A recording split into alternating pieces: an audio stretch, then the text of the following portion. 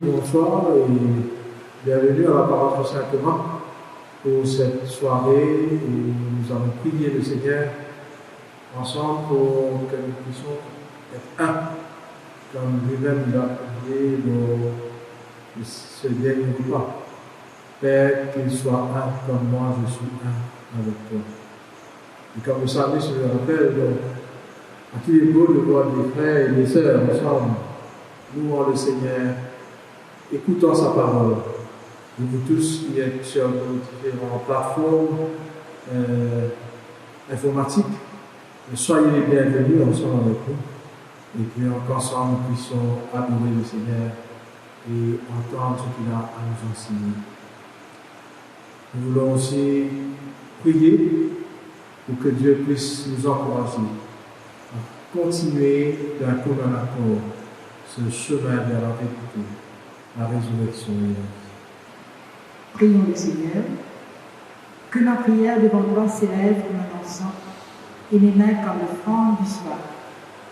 À vous grâce et paix de la part de Dieu notre Père et de Jésus-Christ notre Seigneur. Jésus dit, « Je suis la lumière du monde. Celui qui vient à ma suite ne marchera pas dans les ténèbres. Il aura la lumière qui conduit à la vie. » Chers amis dans le Christ, en présence du Dieu Tout-Puissant et d'un cœur docile et pénitent, confessons nos péchés pour que dans sa bonté infinie et sa miséricorde, il nous accorde le pardon. Dieu de miséricorde, nous confessons que nous avons péché contre toi, en pensée, en parole et en acte, par ce que nous avons fait et ce que nous avons promis de faire. Nous n'avons pas donné de tout notre cœur, nous n'avons pas donné notre prochain comme nous-mêmes. Nous regrettons sincèrement ces fautes, humblement nous en repentant, pour l'amour de notre Fils Jésus-Christ. En pitié de Dieu, pardonne. Alors la volonté fera notre joie, et nous pourrons marcher dans tes chemins. Pour la gloire de Dieu.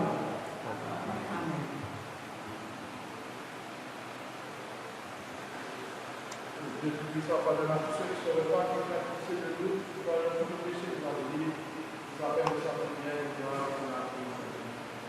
Amen. Dieu, viens à mon aide.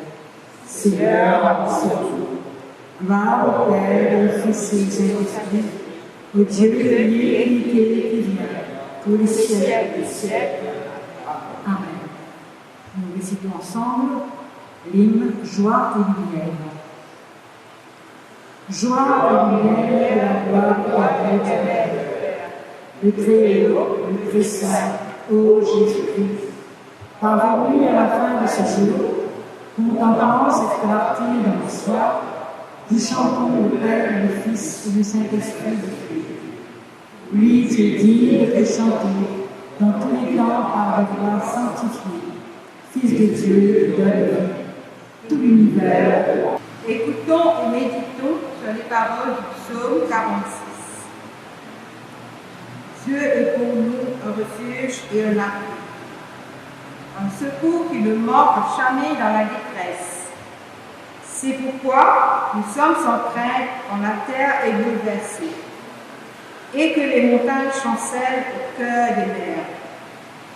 Quand les flots de la mer mugissent et écument, se soulèvent jusqu'à faire trembler les montagnes.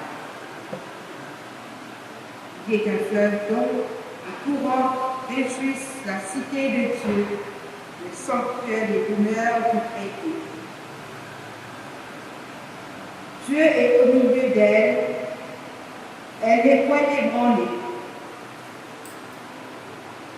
Dieu la secoue dès l'aube du matin, les nations s'agitent, les royaumes s'ébranlent. Il fait entendre sa voix, la terre se fond d'épouvante. L'Éternel désormais est avec nous.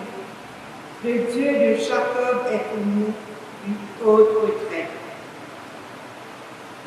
Venez contempler les œuvres de l'Éternel, les ravages qu'il a opérés sur la terre. C'est lui qui a fait cesser les combats jusqu'au bout de la terre. Il a brisé l'arbre, il a rompu la lance. Il a consumé par le feu les chars de guerre.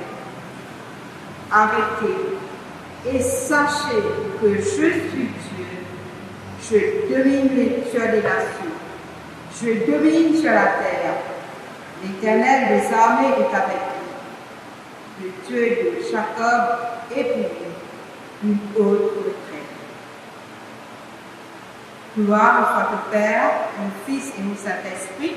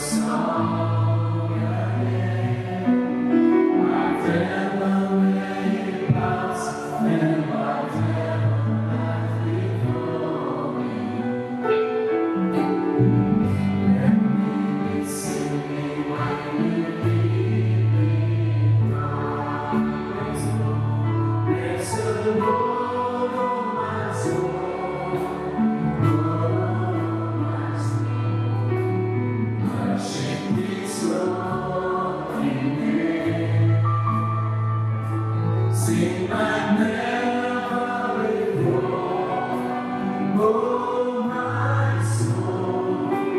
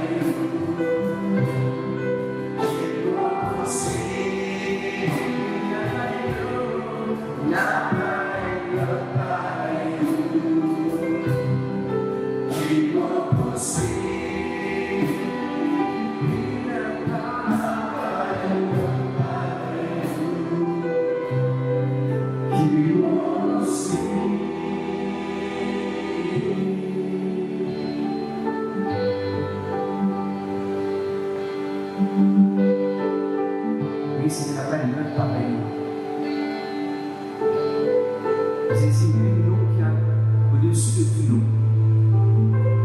C'est ce même nom qui a l'unité, la guérison. Nom qui est au-dessus même de la mort. Donc, Seigneur, il est maintenant de la vie à ton Église. Que le monde puisse savoir que tu es vivant. Et que tu vis en nous. N'a pas qui nous suit. N'a pas qui nous poursuit. Qui nous poursuit. N'a pas qui nous poursuit.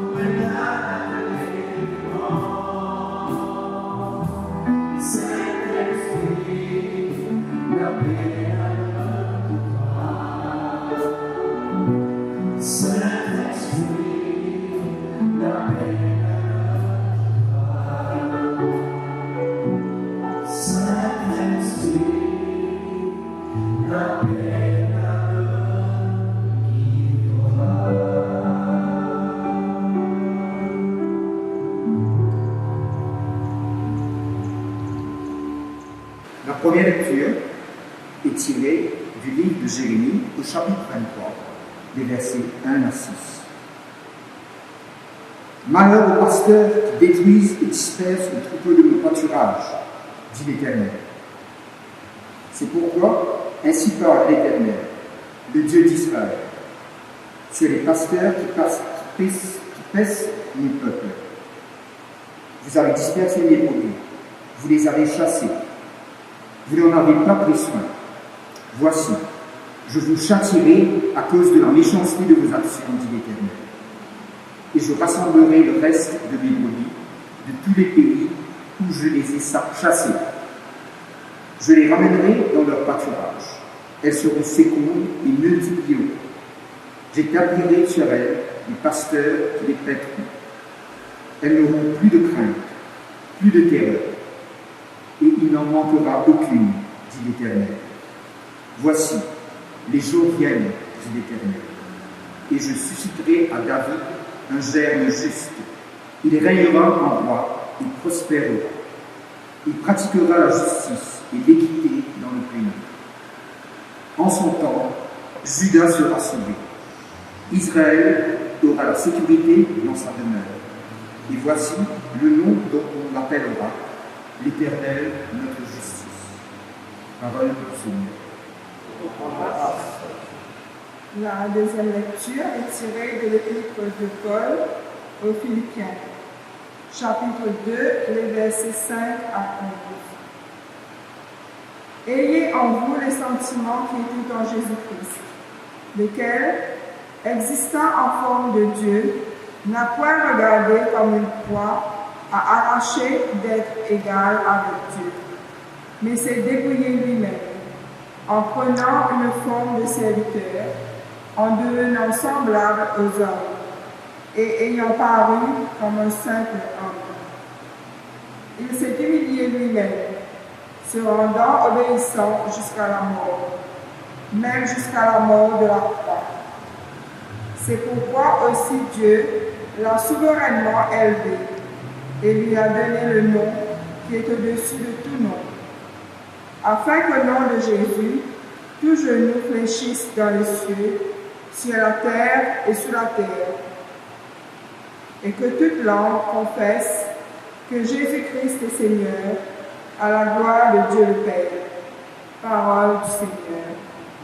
Grâce.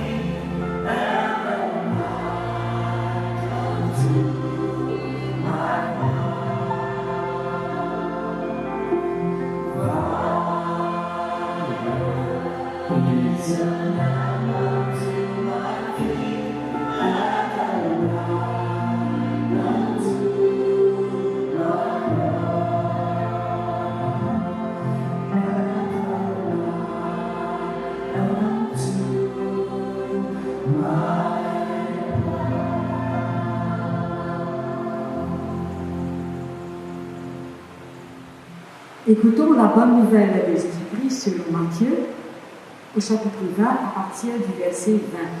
Gloire au Christ, notre Sauveur. Alors la mère des fils de Zébédée s'approcha de Jésus avec ses fils et se prosterna pour lui faire une demande. Il lui dit, « Que veux-tu » Ordonne, lui dit-elle, que mes fils que voici soient assis dans ton royaume, l'un à ta droite et l'autre à ta gauche. Jésus répondit, vous ne savez ce que vous demandez. Pouvez-vous boire à la coupe que je dois boire? Nous le pouvons, dirent-ils. Et il leur répondit, il est vrai que vous boirez ma coupe, mais pour ce qui est d'être assis à ma droite et à ma gauche, cela ne dépend pas de moi. Il ne sera donné qu'à ceux à qui mon Père l'a réservé. Les 10, ayant entendu cela, furent indignés contre les deux frères. Jésus les appela et dit, Vous savez que les chefs des nations les tyrannisent et que les grands les asservissent. Il n'en sera pas de même au milieu de vous. Mais quiconque veut être grand parmi vous, qu'il soit votre serviteur. Et quiconque veut être le premier parmi vous, qu'il soit votre esclave. C'est ainsi que le Fils de l'homme est venu, non pour être servi, mais pour servir et donner sa vie comme la rançon de plusieurs. Évangile du Christ. Louange au Christ. Prions le Seigneur. Par le Seigneur, tes serviteurs t'écoutent. Manifeste-toi à nous comme nous ouvrons les yeux de notre cœur à cet instant, pour contempler ta gloire. Que nous soyons attentifs à ta parole et qu'elle ne cesse d'illuminer notre vie. Au nom du Père et du Fils et du Saint-Esprit. Amen. Chers amis, merci de me donner l'occasion de partager sur la parole de Dieu durant cette semaine de prière pour l'unité des chrétiens. Merci aussi à ceux et celles qui m'accueillent chez eux à cet instant. Le thème choisi pour notre temps de prière aujourd'hui, c'est l'humilité des dirigeants, fait tomber les murs et construire avec amour. L'humilité. Qu'est-ce que l'humilité? Si nous voyons la définition donnée dans le dictionnaire, nous disons ceci. C'est un sentiment, un état d'esprit de quelqu'un qui a conscience de ses insuffisances, de ses faiblesses, et est monté à rabaisser ses propres mérites. Et un des synonymes donnés, c'est le mot effacement. Et cela me ramène à Jean-Baptiste, qui, en parlant de sa relation avec Jésus, disait « Il faut qu'il croisse et que je diminue ». Cet exemple d'humilité entre deux leaders aurait dû se refléter dans notre monde, et plus précisément au sein de la politique, car l'humilité de l'un a permis une transition paisible, mais a également donné une opportunité à l'autre de grandir et d'être respecté. Point de barrière ou d'obstacle, que de l'amour et le désir de voir l'autre réussir. Même le Christ nous donne une très belle leçon sur l'humilité. Il y a sa réponse à la question de la mère des fils de Zébédée, où il vient clairement établir sa motivation dans la mission. Il n'est point venu pour qu'on l'honore, mais il est venu donner l'honneur à ceux qui n'en avaient pas. Paul, dans sa première lettre aux Corinthiens, nous invite à emboîter le pas à Jésus et lui dit, mais bien plutôt, les membres du corps qui paraissent être les plus faibles sont nécessaires, et ceux qui paraissent être, et ceux que nous estimons être les moins honorables du corps, nous les entourons de plus grande honneur. Ainsi, nos membres les moins honnêtes reçoivent le plus d'honneur, tandis que ceux qui sont honnêtes n'en ont pas besoin. 1 Corinthiens chapitre 12, les versets 22 à 24. Il y a aussi cette belle déclaration de Paul dans sa lettre aux Philippiens au sujet du Christ. Ayez en vous les sentiments qui étaient dans Jésus-Christ, lequel existant en forme de Dieu, n'a point regardé comme une croix à arracher, d'être égal avec Dieu, mais s'est dépouillé lui-même en prenant une forme de serviteur, en devenant semblable aux hommes, ayant paru comme un simple homme, il s'est humilié lui-même, se rendant obéissant jusqu'à la mort, même jusqu'à la mort de la croix. Pour ce faire, Paul nous encourage dans notre vie de tous les jours et nous dit, ne faites rien par esprit de parti ou par vaine gloire, mais que l'humilité vous fasse regarder les autres comme étant au-dessus de vous-même. En vivant son kénosis, sa kénose ou son dépouillement total, son idée, Jésus rend visible l'agape, c'est-à-dire l'amour de Dieu le Père, en invitant son peuple et en nous invitant également à vivre le koinonia, c'est-à-dire la communion avec Dieu et avec les autres. À travers Jésus, à travers sa vie, ses exemples et ses enseignements, qui, après plus de 2000 ans, sont toujours d'actualité, nous pouvons affirmer que l'humilité se conjugue avec amour et que l'amour se conjugue avec l'humilité, peu importe le temps ou la personne. L'amour se construit dans l'humilité et cet amour est visible dans l'humilité. Paul nous le confirme dans la suite de sa première lettre aux Corinthiens. Dieu a disposé le corps de manière à donner plus d'honneur à ceux qui en manquent, afin qu'il n'y ait pas de division dans le corps, mais que les membres aient également soin les uns des autres.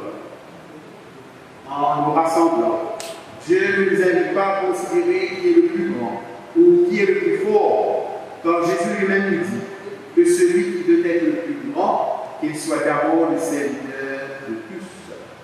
Le plus important, c'est l'unité qui nous anime pour voir en l'autre un frère, une sœur qui est créée comme nous à l'image de Dieu. C'est-à-dire le prochain que Jésus m'invite à aimer et à prendre soin pour le bien commun. En cette semaine où nous célébrons l'unité, soyons ceux qui portent en nous la lumière du Christ pour éclairer notre monde qui s'engouffre dans l'obscurité. Laissons l'Esprit Saint nous inspirer, nous envahir et nous diriger. Soyons la voix des sans-voix, soyons les cent, voire les milliers de voix d'une voix, celle de l'amour. Soyons humbles pour reconnaître que la mission de l'Église, seul, je n'y arriverai pas et qu'il me faut l'aide de tout un chacun. Que mes convictions ne m'empêchent pas de voir en eux le disciple du Christ et, comme moi, vit la même passion, celle de la grande commission.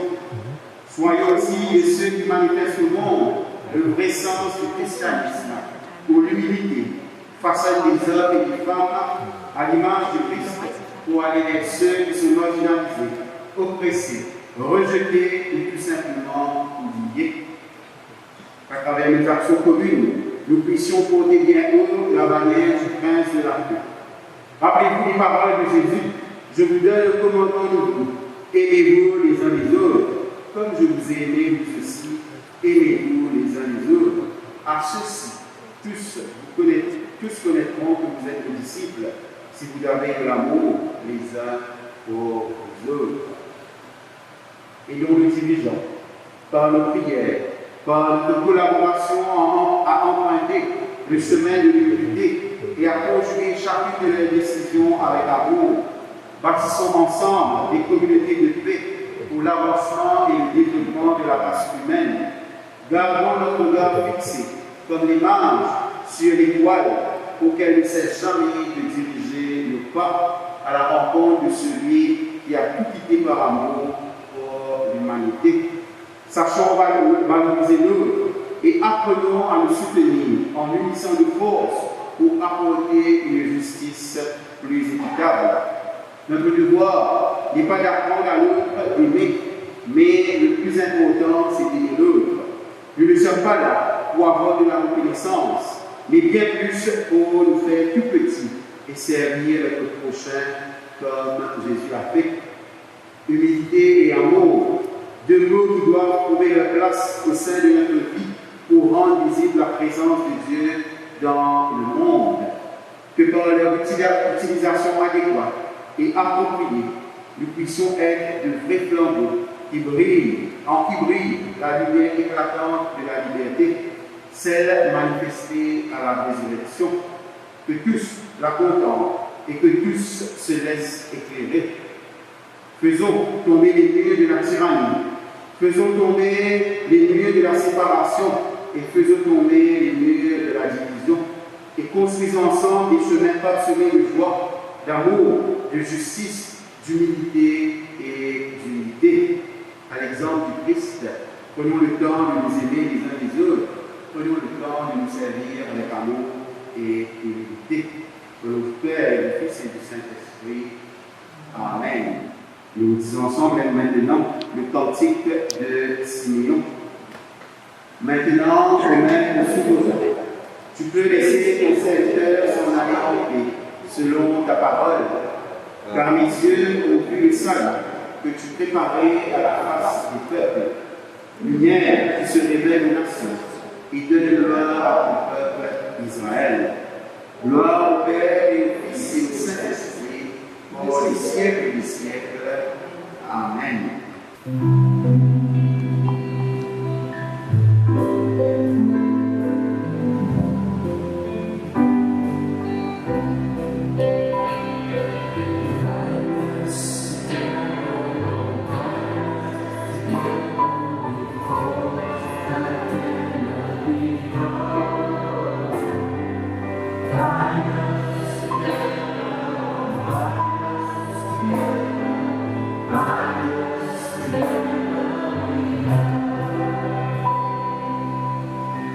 Prions pour l'humilité personnelle. Seigneur, préserve-nous de l'ego, de l'arrogance et de l'orgueil. Que nous te recherchons de tout notre cœur, nous rappelons que nous avons besoin de toi et que tu ne nous oublies jamais. Sois le roi qui règne. Seigneur, nous te prions.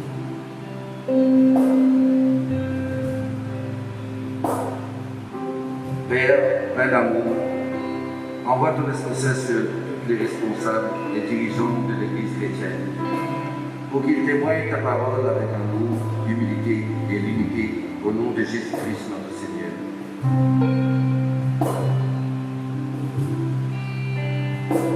Seigneur, nous voulons te prier pour tous les dirigeants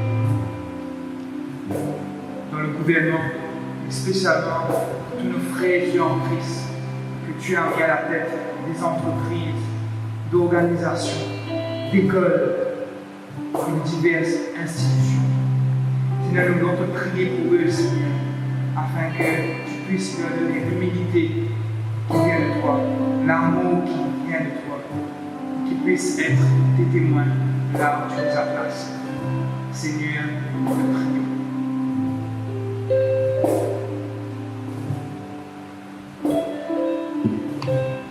Seigneur, toi qui as fait partie de la famille humaine, nous te demandons de ta main puissante sur nous. Que l'amour ne se disperse pas par les obstacles ou des épreuves, mais qu'au contraire, Seigneur, avec toi, nous nous unissons, nous nous rassemblons, nous prions et nous trouverons des solutions qui viennent de toi seul. Seigneur, nous te prions.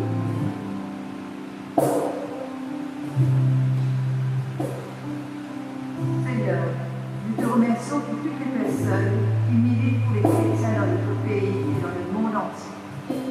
Bénis-les et donne-leur la force et le courage, la sagesse et le discernement dans le ministère que tu les as mis. Et éloigne d'eux tous ceux qui ne viennent pas de toi. Prions le Seigneur.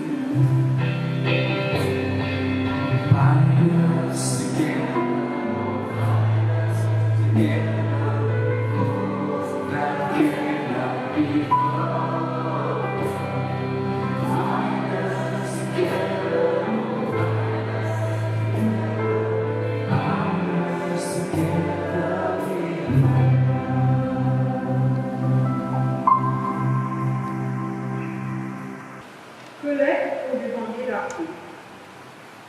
Ô Dieu, qui nous fait décider ce qui est sain, choisir ce qui est juste et accomplir ce qui est bon, donne à tes serviteurs cette paix que le monde peut donner, afin que nos cœurs s'attachent à tes commandements et que, délivrés de la crainte de tout ennemi, nous puissions vivre dans le calme et la tranquillité par Jésus-Christ notre Seigneur.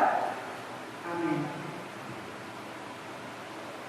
Collecte pour demander la présence de Christ. Reste avec nous, Seigneur, car il se fait tard et déjà le jour baisse. Sois notre compagnon sur la route, enflamme notre cœur, ravive notre espérance, pour que nous te découvrions dans les Écritures et dans nos faits partagés. nous te le demandons dans ta tendresse. Amen.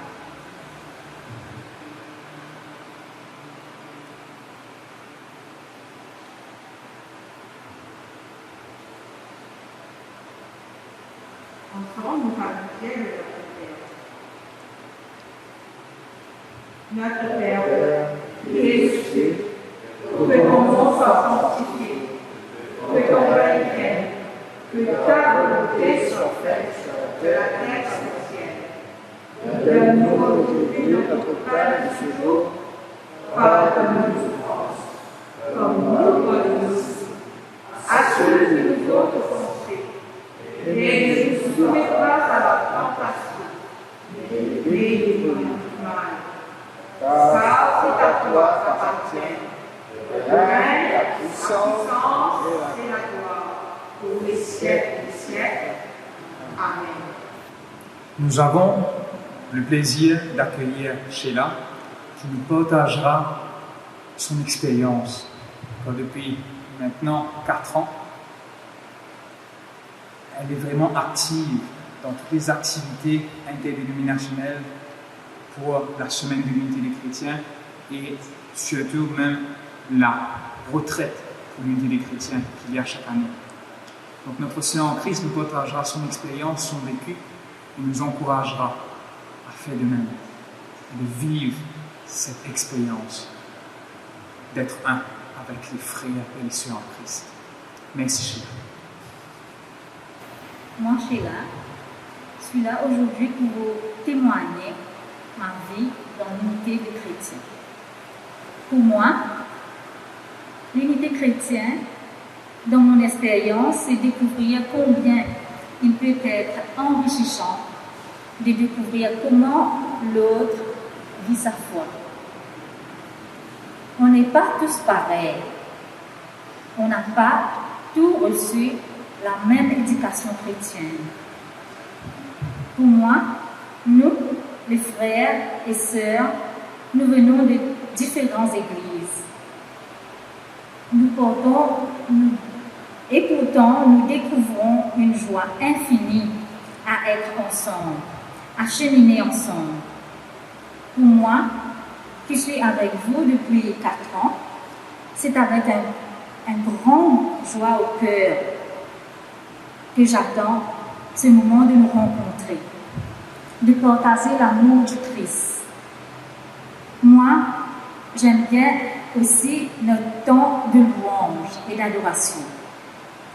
Chaque année, j'attends avec impatience notre retraite pour apprendre et grandir un peu plus dans ma vie spirituelle. En plus, l'unité chrétienne m'a beaucoup aidée. L'unité chrétienne m'a montré comment les autres sont.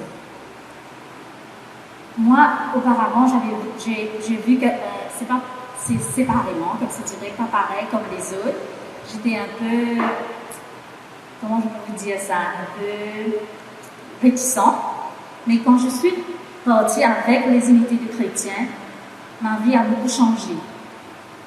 J'ai vu les grands, les petits, tous nous sommes pareils. C'était vraiment, vraiment formidable. Dans l'ensemble, moi, j'aime bien être avec vous. Et je remercie aussi beaucoup la femme Thomas qui m'a accueillie, qui m'a invitée pour venir vous rejoindre dans l'unité de chrétiens. Et moi, comme je suis née catholique, je me suis mariée anglican. Et c'est avec une très grande joie que j'aime et maintenant, je fais partie de l'unité chrétienne. Au nom du Christ, je vous dis merci. Prière d'action de grâce générale.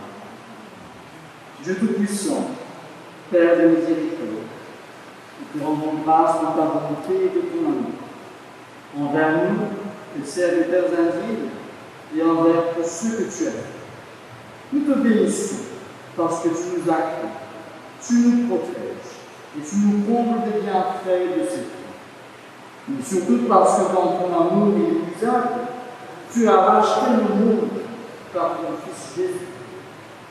Et tu nous as donné les moyens de recevoir ta grâce et l'espérance de la gloire sans fin. Nous t'en prions, rends-nous sensibles à ta miséricorde, pour que nous te rendions gloire d'un cœur reconnaissant, non seulement de nos lèvres, mais par toute notre vie, en nous mettant à ton service et en marchant devant toi dans la justice et la sainteté, tout au long de nos jours. Nous te le demandons par ton Fils, Jésus le Christ, notre Seigneur. Amen.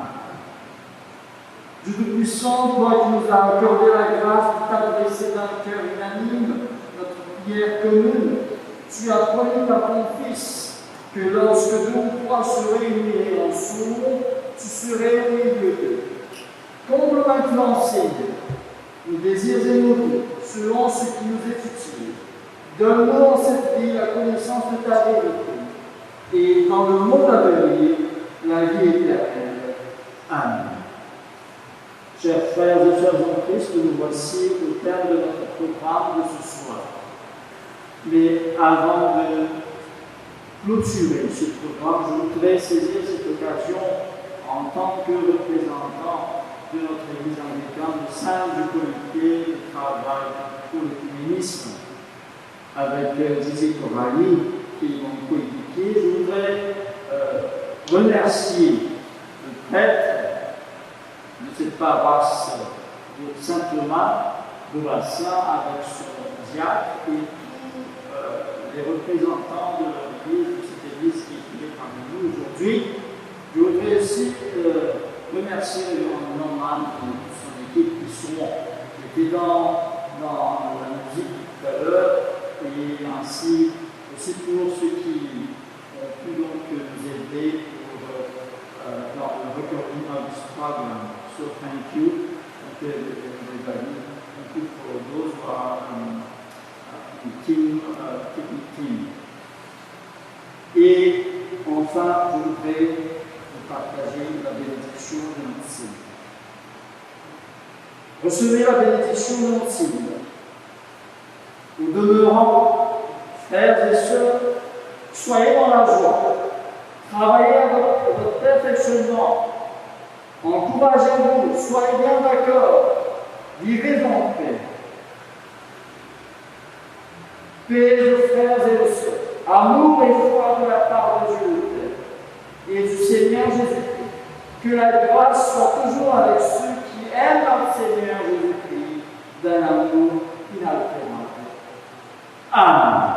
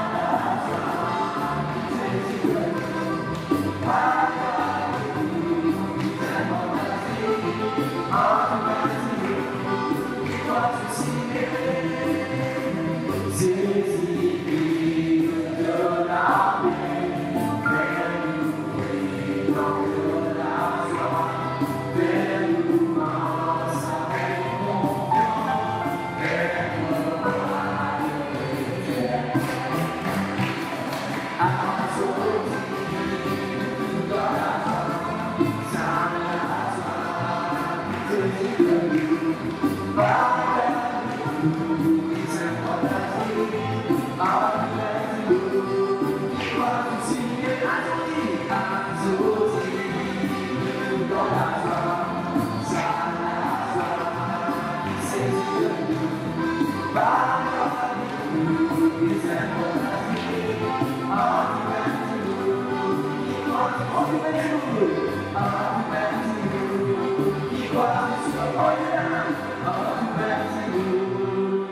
was